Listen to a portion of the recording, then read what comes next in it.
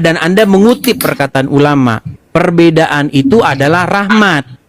Nah, statement ulama itu bertentangan dengan statement Muhammad, karena dikatakan oleh Muhammad bahwa umat muslim ini akan terpecah menjadi golongan yang berbeda-beda.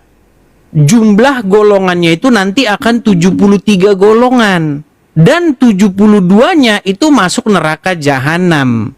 Hanya satu golongan yang benar.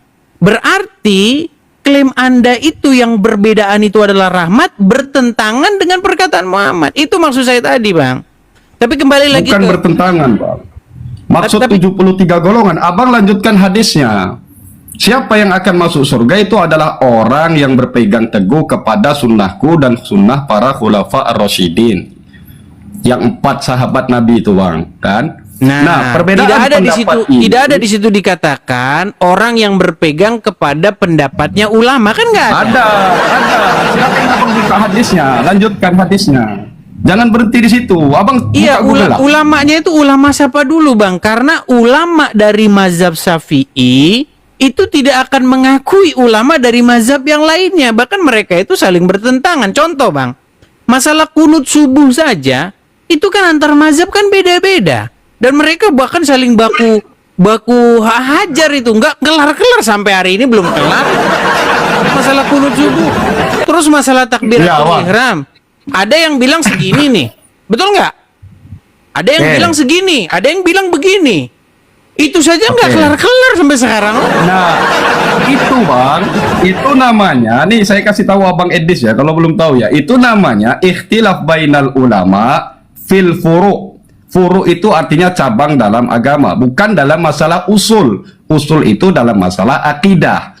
Jadi, perbedaan pendapat dalam masalah cabang kunut atau tidak kunut, yasin atau tidak yasin, takbiratul ihramu setinggi dada atau setinggi telinga, itu tidak masalah. Itu justru memperkaya khazanah keilmuan. Begitu, Bang. Nah, yang kalau tidak boleh dalam memperkaya, Islam adalah, Bang, kalau dibilang memperkaya, ya nggak mungkin Muhammad mengatakan 72-nya masuk neraka.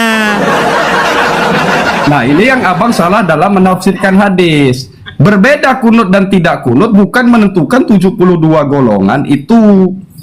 Bukan maksudnya yang satu golongan kemudian masuk neraka, yang satu golongan masuk neraka, surga, agak gitu, Bang. Contoh gini deh, saya kasih Abang studi kasus gitu ya. Contoh, ada satu kaum Muhammadiyah kunut, kemudian NU kunut, Muhammadiyah tidak kunut. Apakah kira-kira dari salah satu mereka yang masuk surga?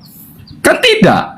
Kenapa ada ini? Karena dua-duanya ada hadisnya. Nabi pernah berkunut selama 1 bulan, kemudian meninggalkan. Yang kedua, ada yang bilang Nabi itu berkunut selama 1 bulan untuk kunut nazilah, melaknat orang-orang yang membunuh para penghafal Quran. Kemudian Nabi melanjutkan kunutnya tapi tidak melaknat. Nah, bedanya hanya di situ, Bang. Baik, saya tanggapi. Dua-duanya berdasarkan hadis, Bang. Jadi tidak kemudian menyalahkan salah satu, tidak. Nah, yang 72 golongan itu, Bang, kenapa? Dia bisa berbeda dalam masalah usul. Contoh, syahadatnya sudah berbeda.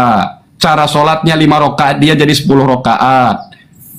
Atau yang lain dalam masalah usul, begitu, Bang. Jadi Abang pelajari dulu mana usuliyah dalam Islam, mana furu'iyah dalam Islam, baru Abang bisa saya tanggapi ya. Jadi gini, Bang. Pertama-tama, kenapa sih agama Islam kok bisa seperti itu? Karena memang, Bang, kalau Anda pelajari ya agama Islam itu memang berevolusi, Bang. Jadi gini, saya kasih contoh. Loh, ini betulan. Ini betulan. Gini, kenapa ada statement-statement semacam itu? Kalau berbeda, itu malah menambah kasanah. Kalau berbeda masalah kunut dan tidak kunut, oh Nabi juga pernah kunut, pernah juga tidak kunut. Kalau memang benar pernah dua-duanya dilakukan, kenapa mazhab yang satu mempertahankan, oh enggak kunut, yang satu mempertahankan kunut? Itu sebenarnya mazhab-mazhab itu terjadi karena memang di antara mereka itu meyakini bahwa sholatnya Muhammad itu memang, contoh, takbiratul ihramnya memang di atas kepala begini, makanya dia mati-matian begini terus, makanya sholat mereka begini, nggak ada sholat mereka begini. Nah, makanya dibuatlah hadis. Oh, kadang Muhammad takbiratul ihramnya begini, kadang juga begini. Artinya dua-duanya benar. Untuk apa? Kenapa harus dibilang dua-duanya? Biar akur dua-duanya. Karena itu, dan bohong seperti, sebentar Bang. Bohong seperti itu diizinkan sama Muhammad. Ada sebuah hadis itu bilangnya begini. Sesungguhnya tidaklah berdusta orang yang berdusta di dalam 3 perkara. Salah satunya adalah mendamaikan orang yang bertikai.